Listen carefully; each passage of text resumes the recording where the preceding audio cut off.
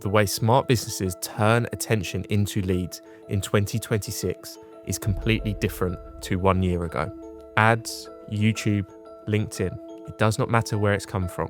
One tool has changed how to convert all of that attention, and most people still have not caught up yet.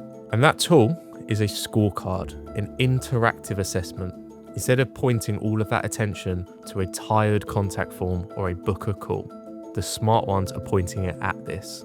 People answer a few quick questions, they get a personalized result, and hand you everything you need to sell to them properly. It's genius. And here's the clever part. By the end, they want what you are offering more than when they walked in. And in this video, I am going to show you how you can build a 10 out of 10 scorecard. Let's jump in. So here's what nobody really tells you. It's really not that complicated. There's only 3 sections to figure out. A landing page that gets people in, the questions in the middle, and then a results page that actually converts. If you get those 3 things right, it always beats one of those tired lead forms or like a single book a call every single time.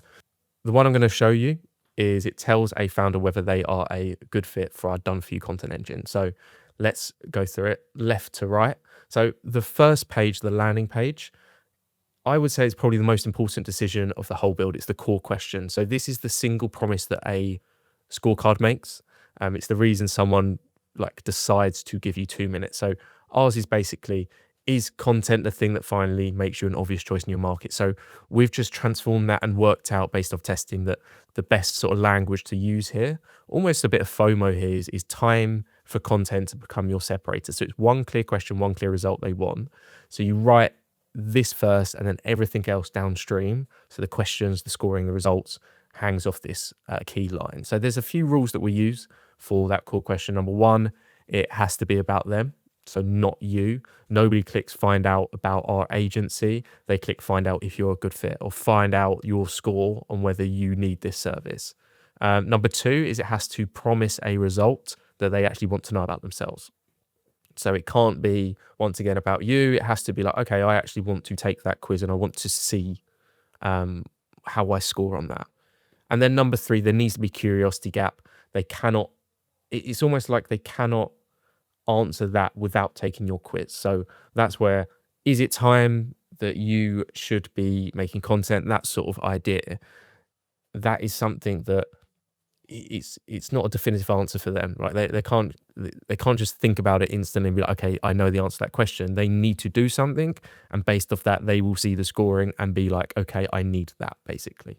So if you get those 3 things, you will get people starting your scorecard without thinking twice about it. So then next up is the branding. And I'm not just talking about a logo. The question I'm always asking, does this look serious? Does this fit the brand? Or does it look like I put it together from 2004, basically? So the prospect is deciding if this journey is premium or worth doing within 2 seconds. So that top section needs to be very, very well designed. So if we look at ours, the font sort of fits our branding, more fun, energetic, lively. We've got the green highlight boxes to grab the eyes. We've got the proof badge up top to show a bit of authority. It feels premium. It feels fun to match the quiz element. It certainly does not look like I've put it together in 10 minutes. It looks professionally designed. And this is a key part that has changed very recently over the last 3 months. And I'm going to be really honest about it because it's the part that used to take me the longest.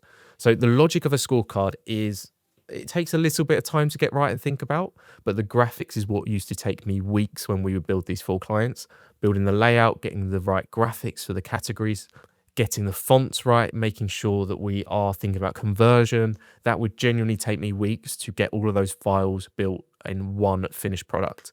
And we actually have changed the way we build these, mainly due to Claude. So we are now using custom HTML, and genuinely to build something like this, it's not taking weeks, it's taking days. So there is always still a lot of time to make sure it's right and editing with the AI, but it's much shorter than the time period that we used to do when we were graphically designing each element. So it's just a little tool that, or like, it's just a small tip that we're using here that is just making our builds even better. And the key thing I want to bring up there, they are making our graphics even better than what we would have produced ourselves.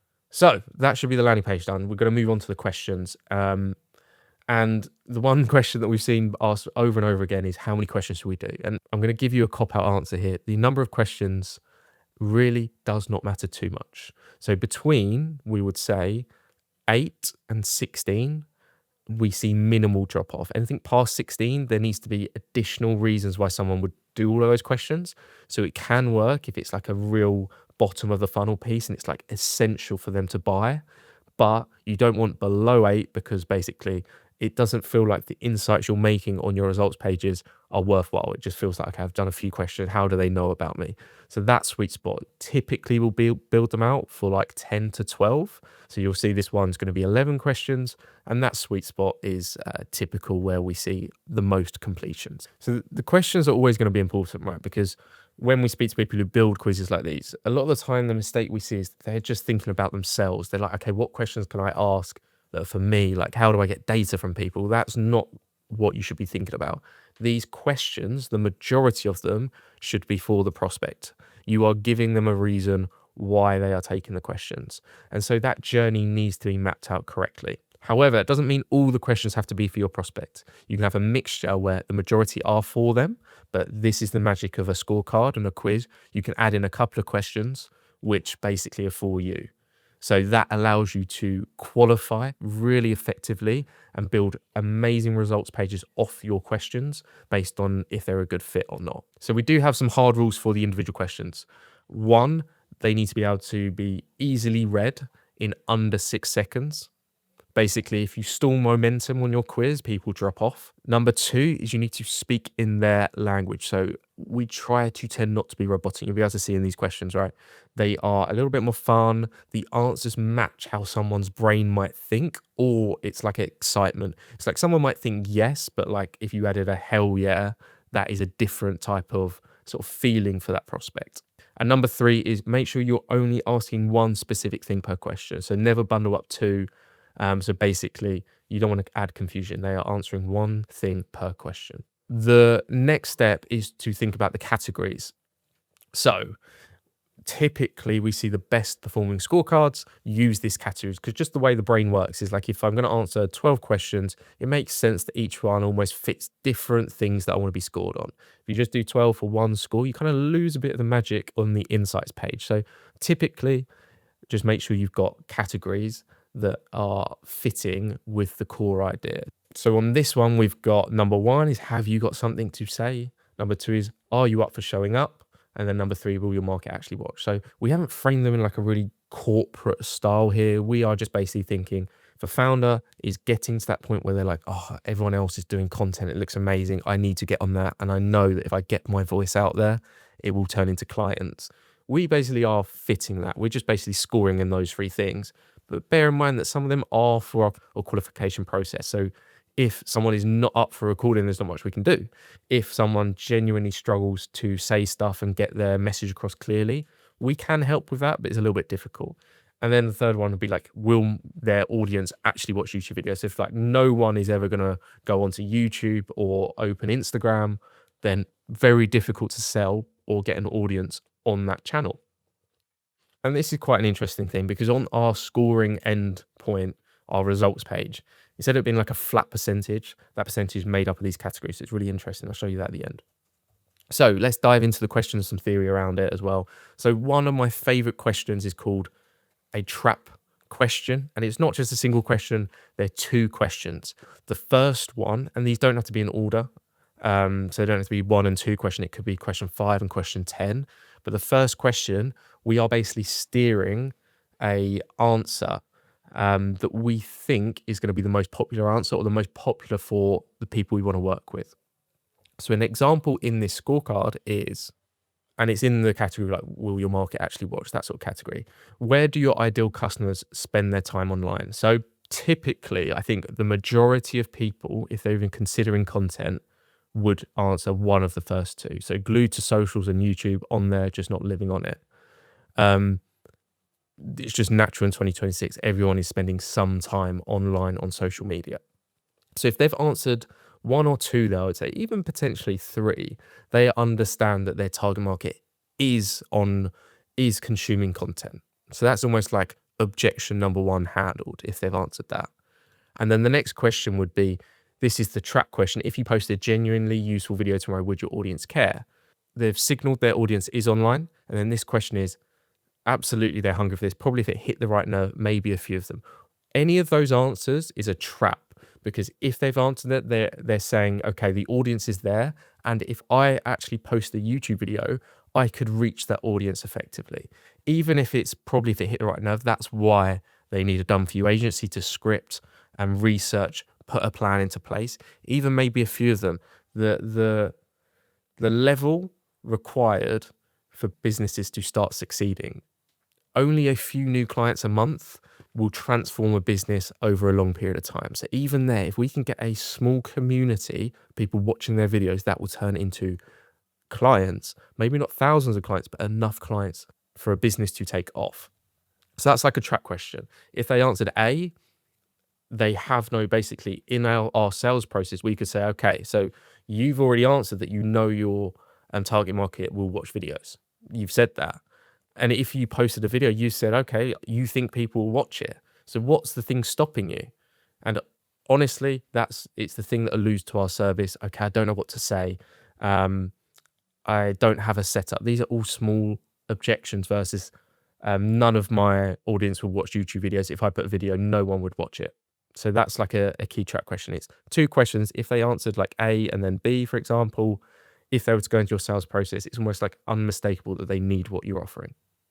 Okay, then another tip for your questions is, especially if it's on content, longer form content, or just further down the funnel, you can specifically ask a budget question. So this one is going to sit on some of our YouTube videos. So we are going to ask a budget question. So we've got the 4 budgets there, or 4 sort of offerings that we have. And this is golden information for us in our sales process. Like no one can deny if you ask someone their budget, that's going to be so good further down the line. The cool thing is we are going to divide the results pages up based off this budget question. I'll show you that in a minute.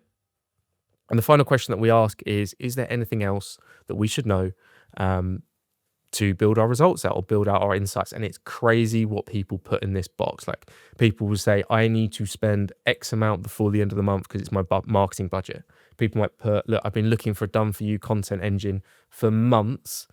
I need to take action because I saw another video and it's really compelled me to do it. So people will just sell themselves to that question. And that's going to be so useful for your sales process. So there's some tips for the questions. We're going to go on to the results page. So last page, and this is where most people sometimes don't think about it carefully, and it's a big mistake. You need to treat your results page like your best sales page, because that's what it really is. Ours is long, but every section is doing a job. So this order is very deliberate. It's not random. So we have the first part, which is where we pay off the promise from the landing page, which is give them the diagnosis that they came for. We then will widen it out and build some belief around who we are and what we are selling. And then we basically handle obvious objections. Can these people that I'm interacting with, can they help me solve my problem? So that's your authority and proof. And they all sit before you even ask for any sales or book a call. So what we typically see is most people might put their pricing or book a call like really early, but they haven't got the trust. They haven't even sort of realized they have the problem. So that first part makes them realize about the problem. Second part is more to do with trust, authority, and then that third part, you can do the ask. So some typical rules or things that you can steal from us. So we always usually start with their name. So you can use that tag in ScoreApp, add their name. It's a little bit more personalized. So we've got, John is just a placeholder. Thanks for completing. We then have my favorite graphic, which is this donut chart. And this is just breakdown per category. It just looks pleasing and looks like there's some smart engine behind the scenes, which there is with ScoreApp, and is displaying that for someone to see quite easily. We then typically will have the categories with some insights. These are quite basic insights. These can be more extended, but because it's just a good fit, they just need to know some core things they might need to think about. And then here it is. This is when we build the belief. We don't jump straight to the price. So we basically build the case of why the market trusts us.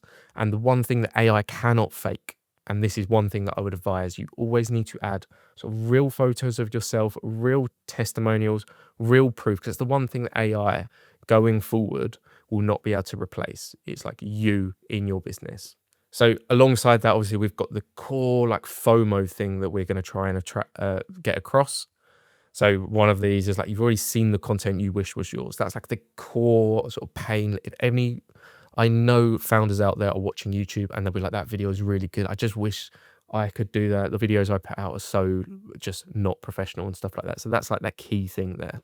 Then we've got testimonials, some authority. So we've got the partner, we've got actual testimonials from some of our clients. And then we do something really interesting here. We have the pricing laid out. And the clever part is this is going to match the budget question we asked. So if you look very carefully, you will see I've got 4 different versions of this on my results page. And we'll do something called audiences. And audiences just allows you to filter out people that you don't want to see a specific section. So here we've got, if they've answered that, I want an all-in package. I want everything you can offer. I want it completely done. I don't even want to think about it. That's our all-in package. So we're going to show that as their recommended package. We then have a normal tier package, which is our standard package, and we show them that one's the recommended. The third one, the lower package, recommended, and you get it. That final one, some puts I'm not sure. We're going to recommend them to the middle one because that's our most popular, but also they can see everything. And that is just something that's so clever in ScoreApp that you can tailor the results page based on audience and or what you want them to see. So that is how you build a 10 out of 10 scorecard in 2026. If you follow those rules, you'll be able to get as close to that build as possible. Now, the one I just walked through, that build took me 2 days of focused work. So it's just something to be aware of. We're not talking weeks anymore. You could build something in, I would say 2 to 5 days, but fully committed and knowing what you're doing. And so the reason why I can build them in 2 days, leader, is we have our Claude engine that basically has every single bit of data from the last 4 years being the top ScoreApp partners. Every single build, what works, what we want from a landing page, what we convert on a results page is in our agent. So the danger is, I just wanted to be completely honest with you. If you were going to build something like this without all of that context, it still might take you a long time to get it completely right and you still might be unsure. However, that's why I've made this video. Now, if you do not want to just think about putting loads of time into building your ScoreApp, we do have quite a crazy offer at the moment.